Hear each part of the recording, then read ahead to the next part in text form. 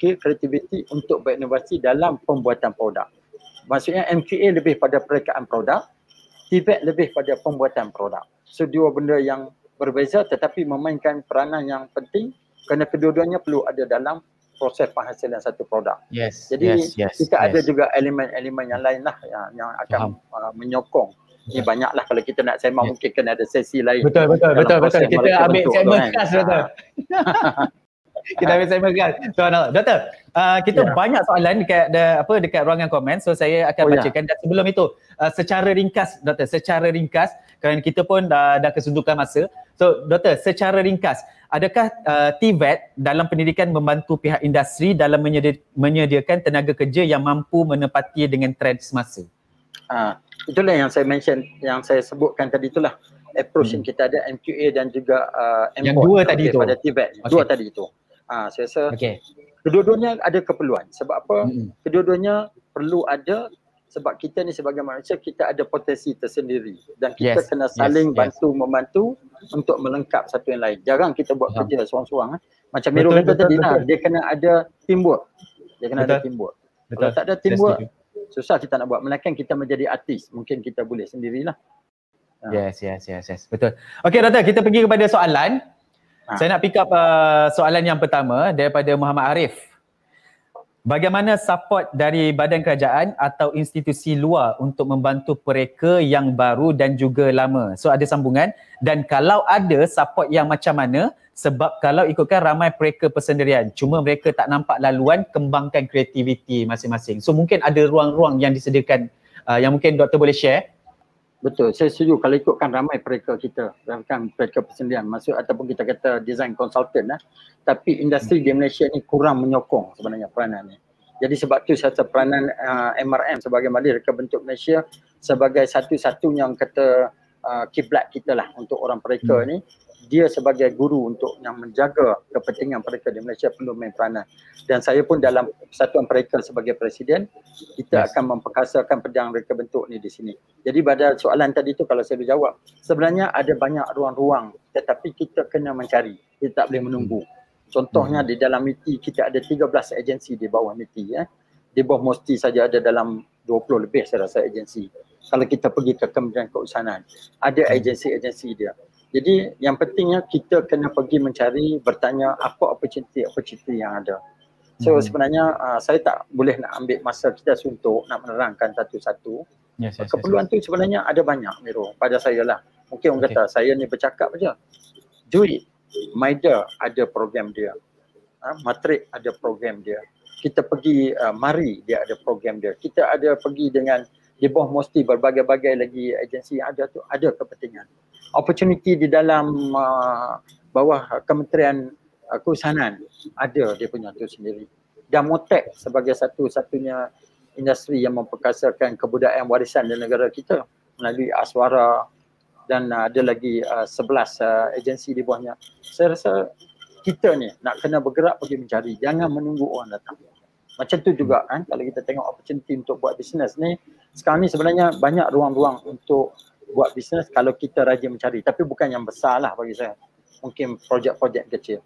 Dan saya sendiri bersyukur bersama partner saya Prof Saiful daripada Unimas yang banyak memberi ruang saya di mana kami banyak melibatkan dengan program-program community.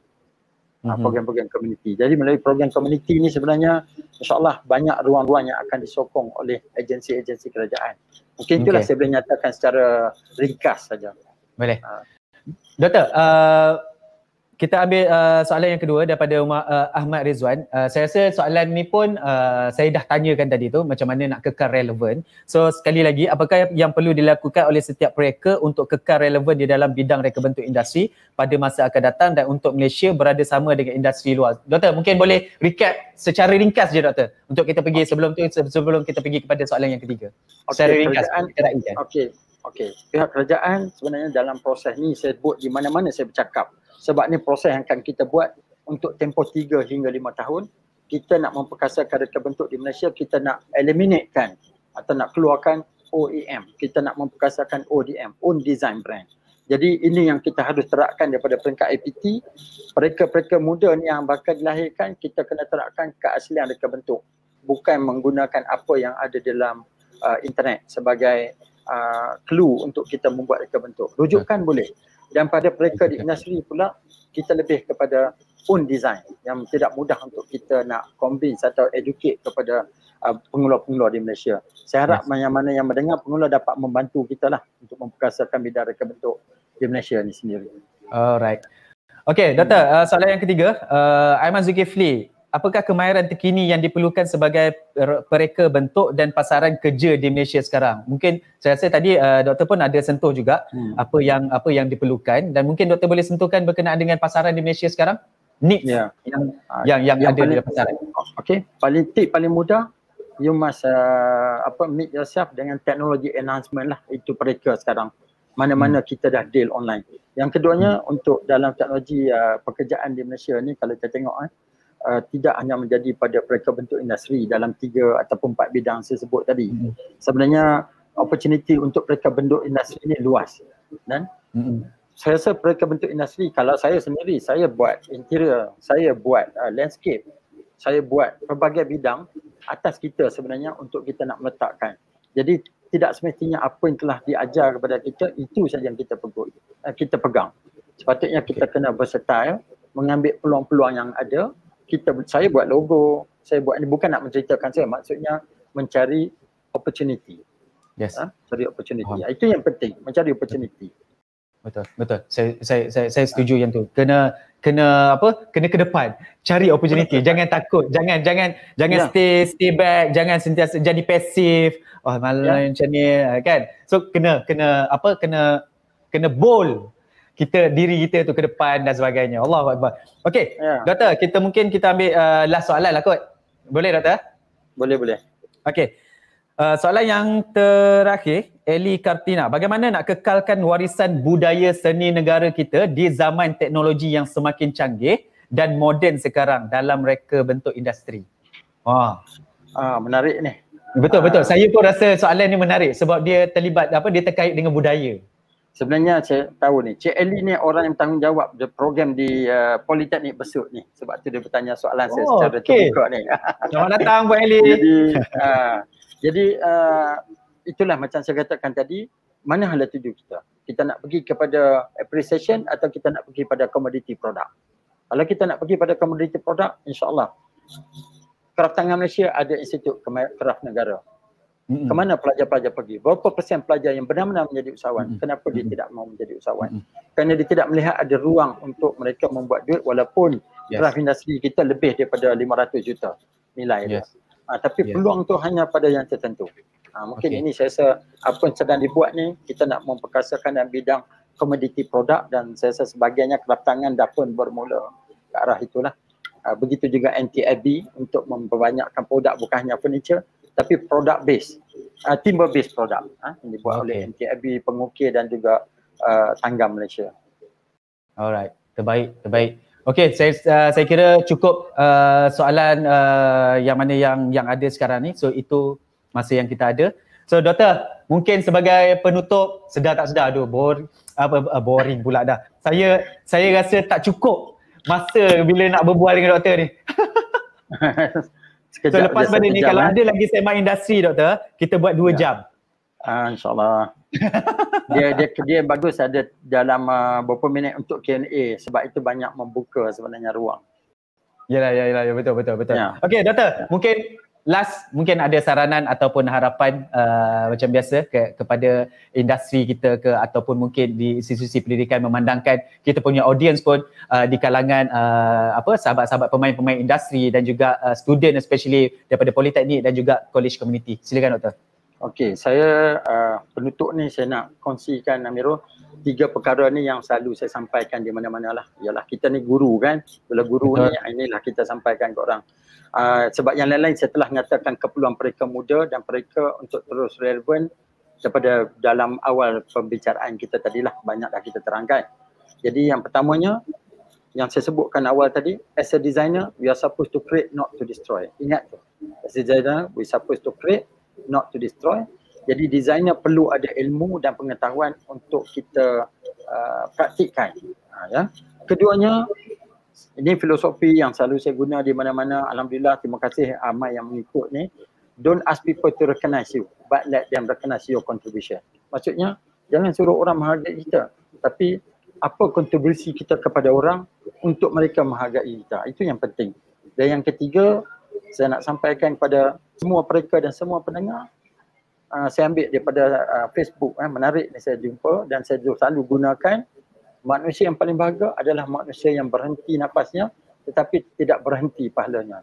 Jadi produk yang kita hasilkan sekiranya ia memberi manfaat yang baik kepada pengguna, insya-Allah adalah saham untuk kita kan. Tapi yang penting setiap apa yang kita buat tu, nawaitu kita tu pada peringkat permulaan, itu adalah yang paling penting. Saya rasa mungkin itu walaupun tidak menyuruh kepada reka bentuk industri, saya rasa bermanfaat kepada semua yang mendengar untuk kita terus berkarya dalam bidang reka bentuk industri lah. Ya, Miro. Okey, alhamdulillah doktor, terima kasih, thank you so much. Saya rasa nasihat itu juga akan saya juga saya rasa berguna untuk saya juga, bukan saja dalam industri reka bentuk. So saya pun ada dapat manfaat tu. Subhanallah. Doktor, terima kasih di atas manfaat yang dah diberi, perkongsian yang sangat-sangat saya rasa macam saya maklumkan tadi tu tak cukup dengan masa 1 jam. Saya rasa nak bertanya lagi, tapi itulah, dengan kekangan masa yang ada ni, alhamdulillah saya bersyukur kerana Allah temukan saya sendiri dengan doktor, dan terima kasih kepada pihak penganjur juga doktor, yang mana yang dah create program ni semata-mata untuk berkongsi, untuk in a way untuk mendidik student-student yang ada di politeknik, especially di college community, especially dekat sana, untuk mereka menjadi panduan untuk mereka ke depan tu nanti, untuk melangkah persediaan, melangkah ke alam pekerjaan tu nanti. Ya. Terima kasih. Saya pun terima kasih juga kepada penganjur lah menjemput saya. Yes. Terima kasih Kak Miro yang seronok lah bertanya soalan kan. Kita tak boring jadi kan. Kita enjoy kan. Yang word salah tu jangan excited. Terima kasih. Saya rasa suasana yang agak mudah untuk nak difahami kan, soalan-soalan yang terdapat. Ya, terima kasih pada pihak penganjur lah dan pihak produser yang memilih untuk saya berkongsi ruang ni. Tak senang ni. Alhamdulillah, terima kasih doktor. Satu dunia, satu Nusantara. Yes. Amin. Terima kasih doktor kerana dah sampai ke Sembang Industri. Sehingga kita jumpa lagi doktor. Kalau panjang umur, saya nak jumpa doktor depan-depan ni. Boleh, silakan. Okey doktor, terima kasih. Terima kasih semua dan terima kasih mendengar. Waalaikumsalam. Okey, alhamdulillah, terima kasih kepada doktor yang mana yang dah berkongsikan dengan dia, semoga memberi manfaat kepada kita semua. Dan alhamdulillah, saya rasa kalau anda tak rasa ianya memberi manfaat lagi, saya tak pastilah, saya tak tahulah macam mana. Sedangkan saya yang bukan dalam industri, saya rasa banyak manfaat yang doktor share dengan kita pada hari ini. Banyak poin-poin yang boleh kita jadikan satu panduan untuk kita melangkah ke hadapan. Subhanallah. Dan terima kasih juga kepada mereka yang dah bertanya soalan. So alhamdulillah, terima kasih kepada penganjur, dan ini adalah usaha SELT, Center for E-Learning and Teaching, di bawah Jabatan Pendidikan Politeknik dan College Community Kementerian Pengajian Tinggi. Dan kepada anda yang nak tahu kursus-kursus yang ditawarkan, sila ke polycc.edu.my, polycc.edu.my, polycc.edu.my. Dan kepada anda yang nak ikuti program-program e-learning seperti mana yang kita adakan sekarang ni, sila ke celt.edu.my, celt.edu.my. So alhamdulillah, 5 sesi kita dah bersama. InsyaAllah kita akan berjumpa lagi akan datang. InsyaAllah kita akan maklumkan juga di platform-platform yang tertentu. Dan akhir kata daripada saya juga, tuan-tuan dan puan-puan, usaha macam mana sekalipun, pihak-pihak penganjur, pihak SELT ataupun pihak Jabatan Pendidikan Politeknik buat macam mana sekalipun, kalau katalah tuan-tuan dan puan-puan tak membuka ruang, tak terus pandang ke hadapan, tak membuat sesuatu, so benda ni, apa yang kita buat ni semuanya sia-sia. So jangan lupa teruskan ke hadapan, jadi bold, terus mencari ilmu, dan jangan lupa untuk jangan tinggal solat. Yang kedua, jangan lupa untuk jangan sekali-kali buat jahat pada mak ayah, sentiasa buat baik pada mak ayah. Dan kepada anda yang mana yang mempunyai pendapatan akan datang ada pendapatan, jangan lupa untuk keluarkan zakat, kerana ianya sangat penting, ada dalam 5 pillars yang ada di dalam rukun yang ketiga dalam rukun Islam. So subhanallah. So terima kasih di atas opportunity, terima kasih di atas peluang, terima kasih di atas perhatian. Sehingga kita jumpa lagi. Assalamualaikum warahmatullahi wabarakatuh.